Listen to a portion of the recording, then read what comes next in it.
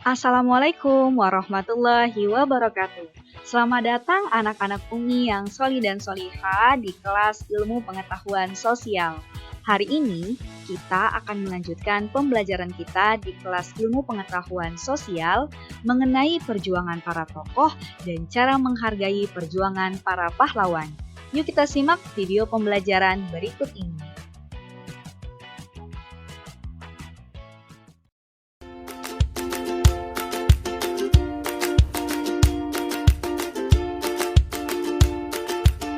Assalamualaikum anak-anak.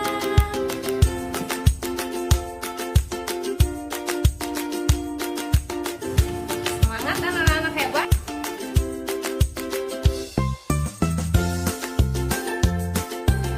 Sudah siap belajar hari ini?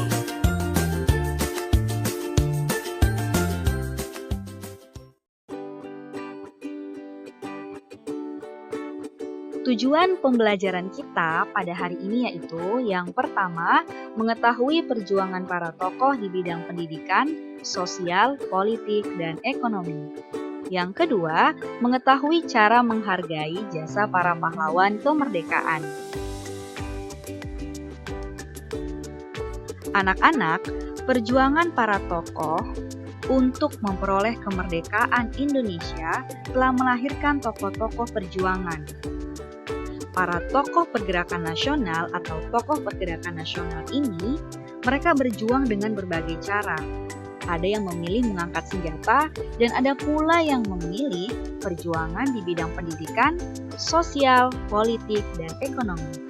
Berikut ini beberapa kisah perjuangan para tokoh yang dapat kita teladani. Yang pertama yaitu Suprijadi. Yang kedua, Muhammad Husni Tamrin. Yang ketiga, Ki Hajar Dewantara. Yang keempat, Dewi Sartika. Dan yang kelima, Raden Ajeng Kartini. Bagaimana ya kisah para tokoh pergerakan nasional tersebut? Anak-anak Umi yang soli dan solihah, yang pertama yaitu Suprijadi.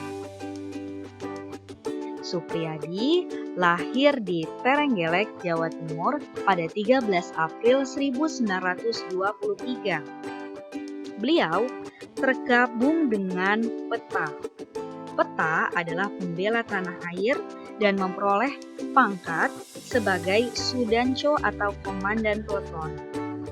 Beliau ditugaskan untuk mengawasi pekerjaan Romusa di Blitar. Karena beliau tidak tahan melihat penderitaan rakyat yang harus melakukan Romusa, membuat Suprijadi berniat melakukan pemberontakan terhadap Jepang.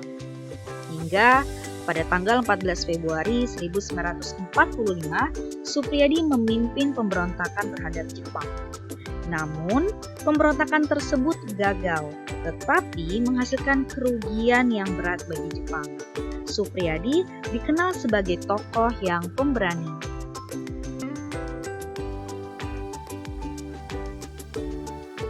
Yang berikutnya yaitu Muhammad Husni Tamrin. Beliau lahir pada tanggal 16 Februari 1894. Muhammad Husni Tamrin merupakan tokoh yang memilih jalur politik. Beliau menjadi anggota Volksraad. Volksraad adalah Dewan Perwakilan Rakyat Hindia Belanda. Lewat kedudukannya, Tamrin banyak menentang kebijakan pemerintah Hindia Belanda yang merugikan rakyat kecil. Tamrin juga menjadi penghubung antara rakyat yang enggan berunding dengan pemerintah Belanda. Tamrin dikenal sebagai politikus yang tegas tetapi santun. Beliau mampu mengemukakan pendapatnya dengan tepat sehingga membuat lawan-lawan politiknya tak berkutik.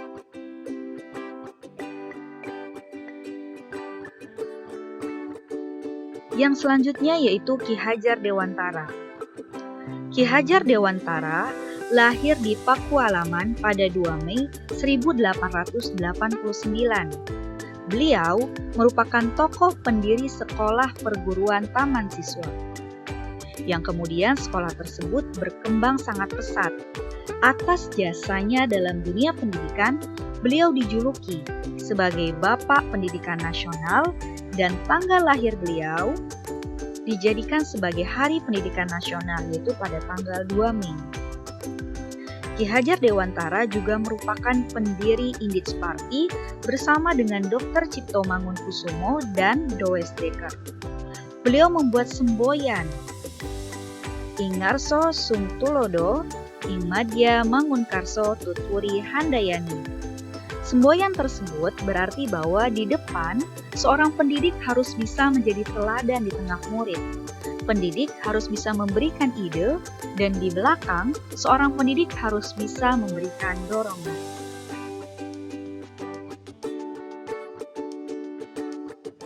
Yang selanjutnya yaitu Raden Ajeng Kartini. Raden Ajeng Kartini merupakan putri Bupati Jepara yang lahir pada 21 April 1879. Pada masa tersebut, di Jawa terdapat tradisi untuk memingit anak. Anak perempuan tidak diizinkan keluar rumah, termasuk untuk bersekolah. Sampai tiba waktunya untuk menikah, Kartini sangat menderita karena harus dipingit. Namun, beliau menemukan sebuah semangat dengan cara rajin membaca dan berkorespondensi melalui surat dengan banyak orang. Surat-surat Kartini berisi gagasan dan harapan tentang kehidupan perempuan yang lebih maju dan mandiri. Melalui surat tersebut, Kartini memperjuangkan kesetaraan atau hak emansipasi bagi perempuan. Setelah beliau wafat, surat-suratnya dibukukan dengan judul Habis Gelap, Terbitlah Terang. Yang selanjutnya yaitu Dewi Sartika. Dewi Sartika lahir di Bandung pada 4 Desember 1884. Sejak kecil, Dewi Sartika menunjukkan bakat dan minat dalam bidang pendidikan. Beliau gemar bermain menjadi guru dan mengajari anak-anak perempuan sebayanya supaya dapat membaca dan menulis. Perjuangannya tidak berhenti di situ. Ketika dewasa, Dewi Sartika mendirikan sekolah istri atau sekolah perempuan yang berkembang menjadi sekolah keutamaan istri. Dewi Sartika sangat berjasa dalam memajukan pendidikan perempuan di Indonesia. Baik anak-anak Umi yang solih dan solihah, yang berikutnya adalah bagaimana sih cara kita menghargai perjuangan para pahlawan. Yang pertama, yaitu dengan cara mendoakan pahlawan saat mengheningkan cipta. Yang kedua, mengunjungi Taman Makam Pahlawan. Yang ketiga, rajin belajar dan mengukir prestasi. Yang keempat, bermusyawarah dan berani berpendapat. Yang kelima, memelihara persatuan dan kesatuan. Baik anak-anak Umi sekalian, apa sih kesimpulan kita pada pembelajaran hari ini? Kalian sudah mengenal tokoh pergerakan nasional, yang pertama yaitu Suprijadi, yang kedua Muhammad Husni Tamrin, yang ketiga Ki Hajar Dewantara, yang keempat Dewi Sartika, dan yang kelima Raden Ajeng Kartini. Kemudian, cara menghargai perjuangan para pahlawan diantaranya yaitu mendoakan pahlawan saat mengheningkan cipta, mengunjungi Taman Makam Pahlawan, rajin belajar dan mengukir prestasi, bermusyawarah dan berani berpendapat, dan yang berikutnya memelihara persatuan dan kesatuan.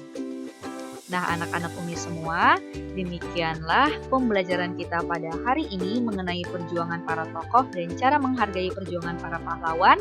Semoga kalian mudah memahaminya ya.